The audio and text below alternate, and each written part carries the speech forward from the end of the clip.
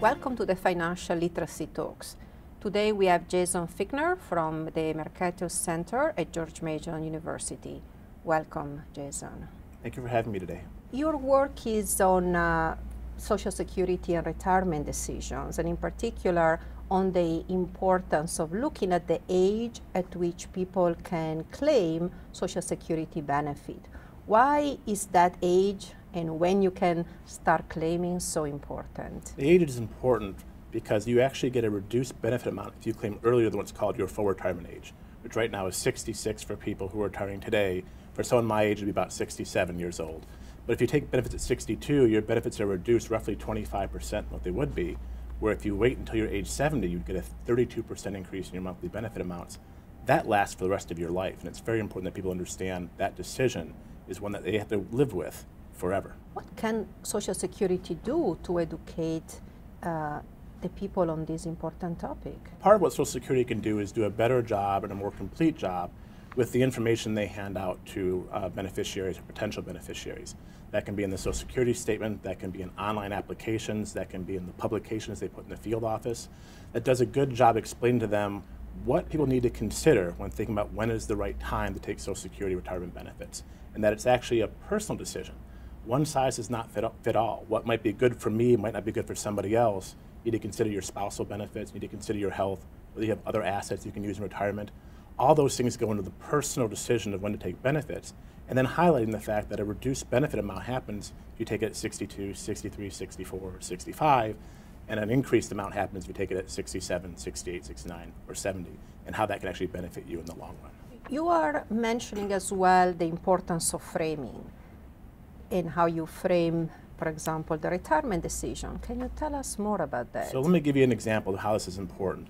Framing is how an agency or how information is presented to a person, and that framing decision can actually change behavior without knowing about it. So the Social Security Administration used to tell people when they'd come in and say, when should I take benefits? The agency would do something called the break-even analysis, which ended up encouraging people to file and claim earlier. And that break-even said, if you take your benefits today at age 62, you will get more benefits, more checks over your lifetime. They didn't tell them that benefit amount would be lower. So they would say you'd be ahead for 14 years. So if you got it at 62, you're ahead for 14 years until you're 76. But the agency wouldn't say at that point at 76, you're then behind for the rest of your life. When you get into your 80s and 90s and healthcare costs may be higher, or you have other needs when it comes to housing or food, that Social Security benefit is what keeps people out of poverty. So the agency wasn't doing a good job. The way they were framing it was taking people to actually file earlier. Research showing now if we actually tell people, hey, if you wait to delay filing, you actually get a gain, that changes their decision-making process to force them, not to actually force them, but to make them think about it. And we see evidence showing they file later when we frame it as a gain as opposed to a loss. Given this evidence, what do you suggest should be changed in Social Security, both in terms of framing and perhaps some of the other important changes that can really make a difference? Well, the agency's actually gone a long way in the last few years to make changes. They've actually gotten rid of the break-even analysis and now actually have a pamphlet in education. They train their claims representatives to actually talk about the idea that it's a personal decision, that one size does not fit all, that something that's good for me might not be good for you or the person that comes in after, and to think about things that actually matter, the person's health, whether or not they have a spouse, because spousal benefits will matter depending on when you claim retirement. All those things go into a personal decision. The agency's doing a better job with that. They can do more by putting those information more easily accessible on the web, making sure that information is available in a field office and pamphlets. If someone signs up to come to a field office to talk about retirement, that they actually get mailed a pamphlet ahead of time saying the retirement decision, what you need to know before they walk into the office. Those things can happen, and we can use research to help evaluate and change the messaging that the agency does. And if there is one behavior that you would change, one behavior only, what would that be? Early filing. We see an increase in filing for those at 62, and I think people really don't realize what could be a very damaging financial decision. There are very big decisions people make in their lifetime. One is to get married, another is to have kids. A big financial day is that day you sign that first mortgage paper for your house. Another really big one is that day you decide to retire, stop working, and claim Social Security benefits.